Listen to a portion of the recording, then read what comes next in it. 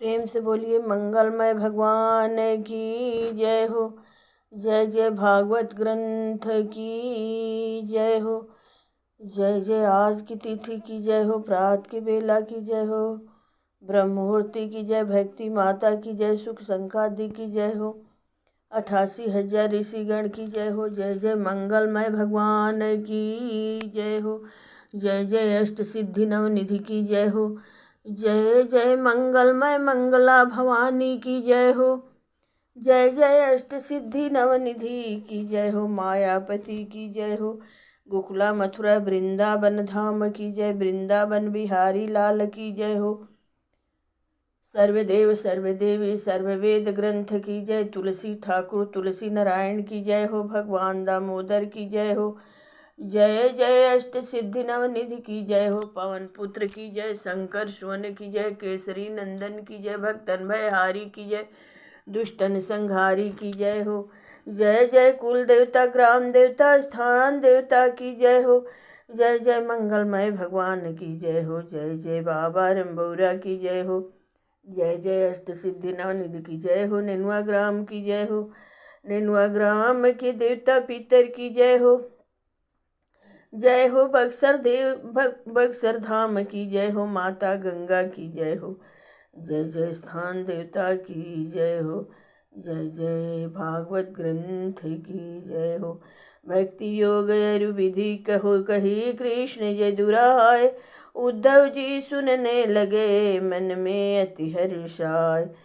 प्रेम से बोलिए मंगलमय भगवान की जय हो। श्री उद्धव जी बोले, हे परमात्मा, आप ब्रह्मवादियों में श्रेष्ठ तथा भक्त वत्सल भगवान है। ज्ञानी जनों ने आत्म कल्याण के लिए अनेकों साधन वर्णन किए हैं, सभी अपने अपने विचार से श्रेष्ठ हैं।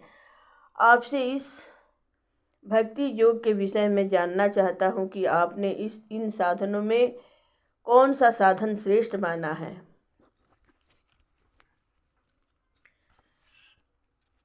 भगवान कृष्ण बोले, हे प्यारे उद्धव, यह वेदवाणी प्रलय काल में लुप्त हो जाया करती हैं।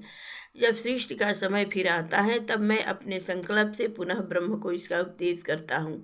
वही मेरा भागवत धर्म है। इस भागवत धर्म का उपदेश ब्रह्मा ने अपने पुत्र स्वयंभू मनु को तथा मनु ने भृगु अंगिरा मरीचि पुलह अत्रि पुलस्त्य तथा कृतु इन सप्त ऋषियों को इसका उपदेश दिया। तत्पश्चात इन प्रजापतियों ने इसका उपदेश अपनी संतान देवता दानव मनुष्य गंधर्व चारण आदि को किया। सभी ने अपने अपने मत अनुसार सत्य रज और तम इन तीनों गुणों के वशीभूत होकर भिन्न भिन्न बुद्धि से भिन्न भिन्न प्रकार से किया है।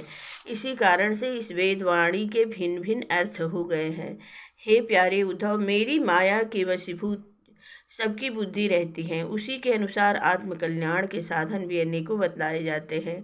पूर्व मीमांसक धर्म को श्रेष्ठ मानते हैं, साहित्याचार्य यश को उत्तम मानते हैं, काम शास्त्री काम को उत्तम मानते हैं, योगी जन सम दम आदि को उत्तम मानते हैं। इसी प्रकार दंड नीति के ज्ञाता ऐश्वर्य और तांत्रिक दान तथा भोगों को ही उत्तम मानते हैं। कर्म योगी जन यज्ञ तप दान व्रत आदि को उत्तम मानते हैं। किंतु हे प्यारे उद्धव, ये सभी कर्म हैं, उनसे उत्तम लोक मिलते हैं। वे लोक नाशवान हैं। जब उन कर्मों का फल समाप्त हो जाता है तब इन लोकों से नीचे गिरना पड़ता है और अधोगति प्राप्त होती है। वह तुच्छ सुख है। इसलिए इन अनेक प्रकार के साधनों के चक्कर में नहीं पड़ना चाहिए। हे प्यारे उद्धव, जो नित्य सुख मेरी संधि से प्राप्त होता है वह कभी नष्ट नहीं होती है। मेरे शरण में आया हुआ भक्त निर्भय तथा बेपरवाह होता है। वह सुख विषयी पुरुषों को कभी प्राप्त नहीं होता है। मेरी शरण में आया हुआ भक्त निर्भय बेपरवाह होता है। वह सुख विषयी पुरुषों को भी कभी प्राप्त नहीं होता है। यह सुख उसको प्राप्त होता है जिसने अपना सर्वस्व मुझे सौंप दिया है। जय हे प्रभु, जय हे नारायण। मेरे अतिरिक्त ब्रह्म पद की भी जिसको चाह नहीं होती है, औरों की तो बात ही क्या, वह बड़ी बड़ी सिद्धियों तथा मोक्ष की भी इच्छा नहीं करता है। हे प्यारे उद्धव, मैं तुमसे कहाँ तक कहूँ, मुझे तुम जैसे प्रेमी भक्त प्रिय हैं। उतना प्रिय न मेरे पुत्र ब्रह्मा, न मेरी आत्मा शंकर, न संगे भाई बलराम जी।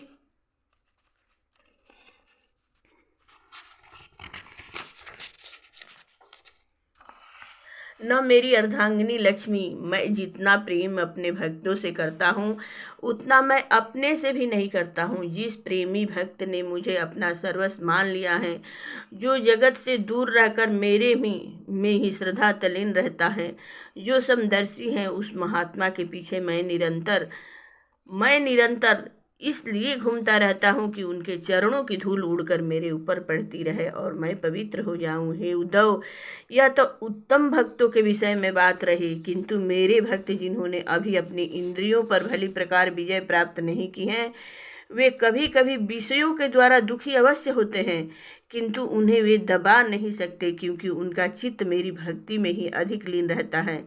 इसलिए मेरी भक्ति उसकी रक्षा करती है। हे प्यारे उद्धव, मैं तुमसे सत्य कहता हूँ कि मैं योग साधना ज्ञान विज्ञान यज्ञ जप तप त्याग आदि से उतनी आसानी से प्राप्त नहीं होता हूँ जितनी की जितनी की अनन्य भक्ति से मैं आसानी से पकड़ा जाता हूँ।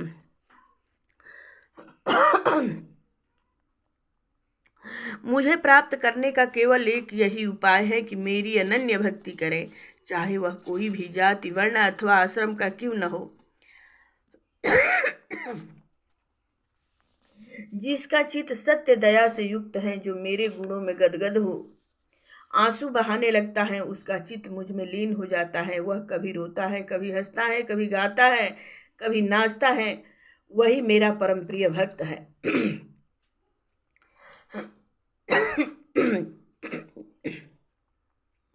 जय हे प्रभु। जो पुरुष सदा विषयों में लीन रहते हैं और जो मेरा स्मरण करते हैं, वे मुझ में लीन रहते हैं। इस कारण हे उद्धव, तुम हमारे अनन्य साधनों को त्याग कर मेरा ही चिंतन करो। मेरे अतिरिक्त और कुछ भी नहीं है। जो कुछ भी तुम्हें प्रतीत होता है वह बनावटी तथा बालू की भांति है। पहले मेरा चिंतन करके अपने चित्त को शुद्ध करो, फिर एकाग्रता से मुझ में तल्लीन कर दो। सबसे पहले अपने मन और इंद्रियों को बस में करो, तत्पश्चात स्त्रियों पुत्रों आदि को त्याग दो। फिर एकांत स्थान में बैठकर सावधानी से मेरा ध्यान करो।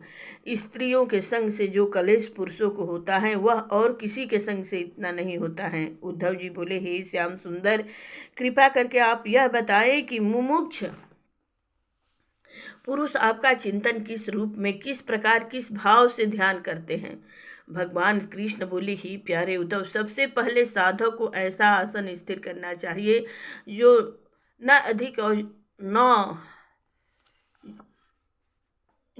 अधिक ऊंचा और न अधिक नीचा हो। अति सम स्थान पर आसन बिछाना चाहिए। फिर अपने शरीर को सीधा रख कर आराम से बैठना चाहिए। दोनों हाथों को अपनी गोद में रखकर अपनी दृष्टि को नासिका के अग्रभाग पर जमाना चाहिए। ऐसा करने के बाद पूरक कुंभक तथा रेचक कुंभक तथा पूरक, इन दोनों विधियों से प्राणायाम करके नाड़ियों को शोधन करना चाहिए।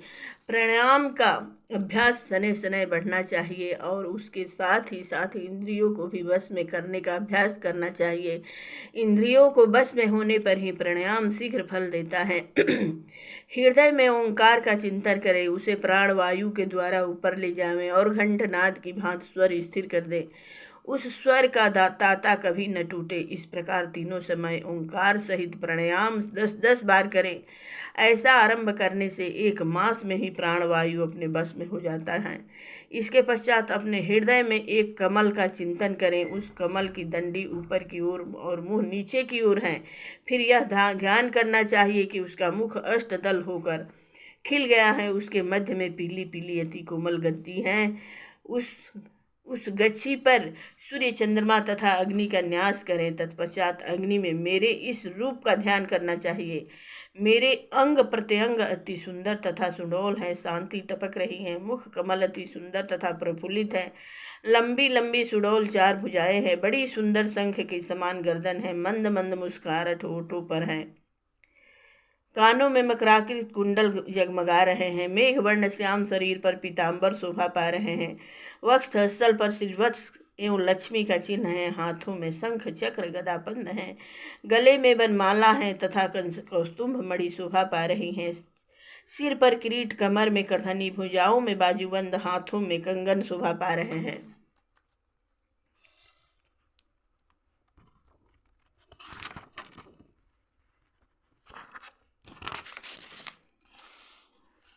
हे उद्धव, मेरे इस मनमोहनी रूप का ध्यान करना चाहिए और अपने मन को एक एक अंग में लगाना चाहिए। ज्ञानी पुरुष अपने मन तथा इंद्रियों को विषयों से रहित कर दें और उसको मेरे में लगा दे। जब मेरे सारे शरीर का ध्यान भली प्रकार होने लगे, तब अपने चित्त को मेरे सब अंगों से हटाकर केवल मेरी मंद मुस्कान में से युक्त मेरे मुख पर ही चित्त को लगा दे। जब चित्त मेरे मुखारविंद पर भली प्रकार लग जावे, तब उसे वहाँ से हटाकर आकाश में स्थिर कर दें।